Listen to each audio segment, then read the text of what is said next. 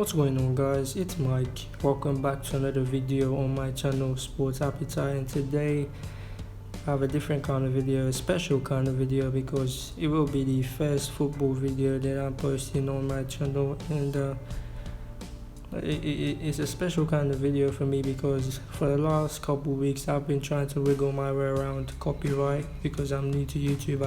I don't yet know the rules, but today's topic is really about the Champions League. We all miss the Champions League, and with the recent anniversary of Liverpool's victory over Barcelona a year ago when they won the Champions League, I thought to myself, I remember a way better comeback,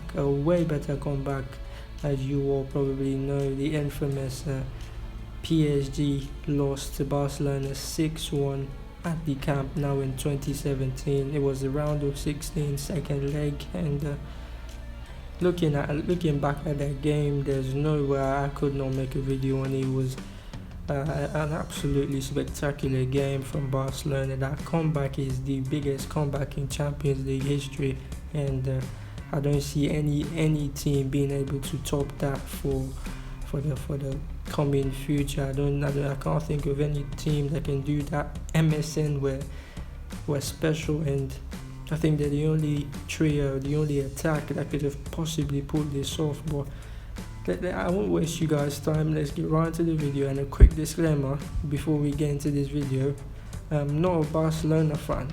I'm not at all. In fact, I'm a United fan, so I should actually hate them, but I don't. I'm just saying this because some things that I might say in this video, or my tone in this video, it might seem like I'm a fanboy, but to be honest, yeah, I'm a totally unbiased sports fan. I say it how I see it, and if you think I'm being biased, then it's just admiration. It's pure admiration and just pure acceptance of what Barcelona did and how great and how spectacular their comeback was. So without further ado, guys, let's get right into today's video.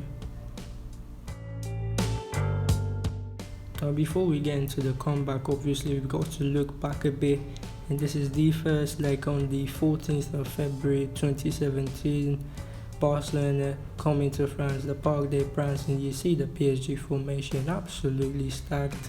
You've got Cavani up top, Draxler, Di Maria on the wings. This was the year Zlatan left to United, and it's the casual 4-2-3-1 with Kimpembe and Marquinhos at the back. Pretty good formation. And you look at the Barcelona side, the normal 4-3-3 that they ran, Emerson up top. You've got Busquets, Iniesta, and Andre Gomes in midfield, and the back line was pretty strong, but they didn't live up to it. Überlassen bekommen, weil Barca nach hinten kaum arbeitete. Julian Draxler dann am Strafraum gefoult von Umtiti. So schwer war er zu stoppen. Der deutsche Weltmeister Umtiti reklamiert zwar, aber der Pfiff des polnischen Schiedsrichters Szymon Marciniak absolut gerechtfertigt. Also Freistoß für Paris, ein wenig Hektik. Und dann kommt Ángel Di María. 1-0, 18. Minute.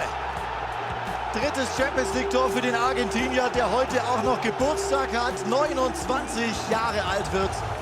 Perfektes Geschenk, weil 3 hochspringen, weil Suarez versucht zu köpfen, aber eben dann die Lücke entscheidend aufmacht, und deshalb keine Chance für Marc-André ter Stegen.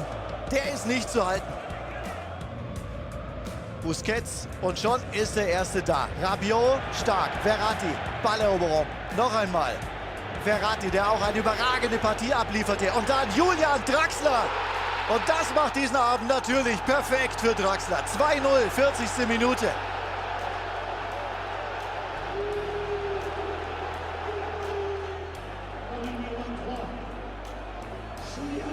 Messi dribbelt sich fest. Wann kommt das einmal vor? Gegen so eine zweikampfstarke, entschlossene Mannschaft. Das ist die Antwort. Und dann Julian Draxler bei Ligue. Das ist Kurzawa, der Linksverteidiger. Und das ist Ángel Di María. Achtung! 3-0. Unglaubliche Tore von Paris Saint-Germain. Doppelpack, Angel Di Maria. Aber wie viel Platz hatten sie da alle? Messi fassungslos. Aber dieses Defensivverhalten bzw. Nichtverhalten von Barcelona bezeichnen. So viel Platz. Kurzawa, der kann da durchgehen, wird nicht verfolgt. Dann kommt Iniesta halbherzig dazu und Di Maria kann den natürlich dann platzieren. Das mit Vergnügen ansehen.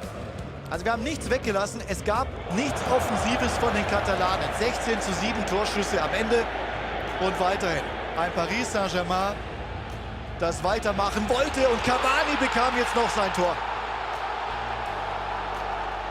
4:0, 72. Auch das eine runde Geschichte.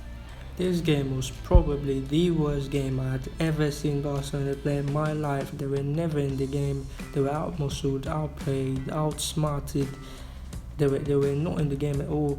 One shot on target, and it was a disaster for Barcelona. But as we all know, history had a way different plan for their style. And going back to Barcelona, nobody thought they could come back, including me. March 8th, Spain, the Camp Nou, Catalonia. You had the second leg between Barcelona and PSG. You look at the Barcelona formation, they went all out attack, looking to score goals. They pushed Messi back into midfield with his creative mind, looking to create chances, all score. Rafinha down the right wing, they went all out for goals. And you look at the PSG formation, and looking back at this, you're just so disappointed. He did not look to defend. Unai Emery, he basically put out the same formation, and he got a well-deserved disastrous result. 3rd minute, you see Luis Suarez get in there right into the box, sneaks the header in. They can't stop it on time. He's gone past the line. 3rd minute, Barcelona score, and all of a sudden you're like, oh, what's going on? Are we about to see something special? It's just the 3rd minute and they got a goal already, and this just opened the game up so much more. Barcelona kept on pushing, kept on trying to score. You see right there's already over the line. It's a clear goal. Barcelona kept on attacking PSG, and looking back at the start, if anyone today tells you that they expected Barcelona to come back, they're probably lying to you, to be honest. Nobody expected Barcelona to come back in this tie. You see a little 1-2 between Iniesta and Luis Suarez, leading to the second goal. Iniesta manages to flick it right back into the box. It's an own goal by Lavan Kozao, and if you've ever played sports, you know that a big goal, a big play before a break or before half time, before the quarter ends, anything is pretty big, and I think this goal gave Barcelona a huge boost going into half time.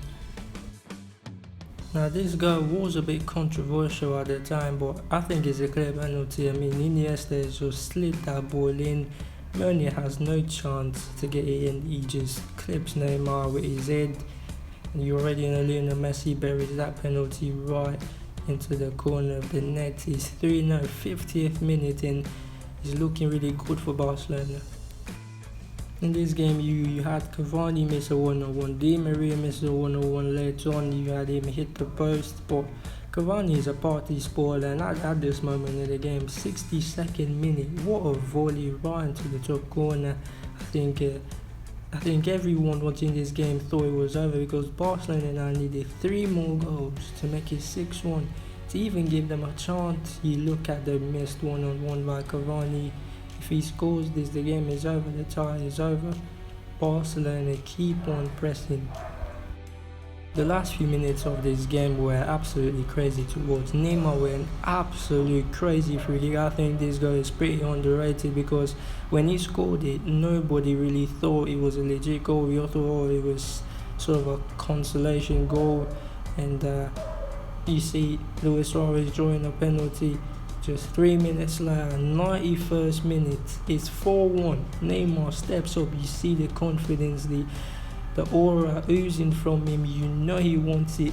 He slots it right into the corner. And I tell you, if you don't remember this game, Neymar was absolute special in this game. He was like the alpha of the team on that day.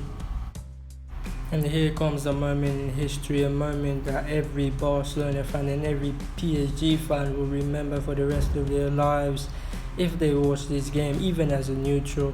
Neymar with the free kick, he comes back out, he controls it, patience on his right foot, brings it back to his left, little dink cross right into the box, and Sergi Roberto, of all people, is there to make it 6-1 for Barcelona, 6-1 on the night, 6-5 on aggregate, and Barcelona qualify and move on to the quarterfinals of the Champions League. Watching this as a neutral, it was a great game to watch.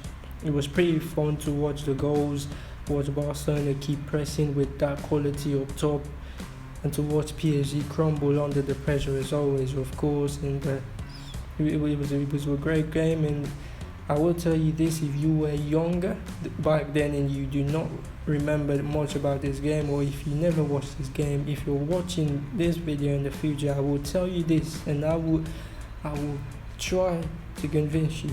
If anyone is telling you that they expected Barcelona to come back in this tie and win the tie to qualify, they're probably lying to you. Most likely, I'd say about 98% of the time they're lying to you.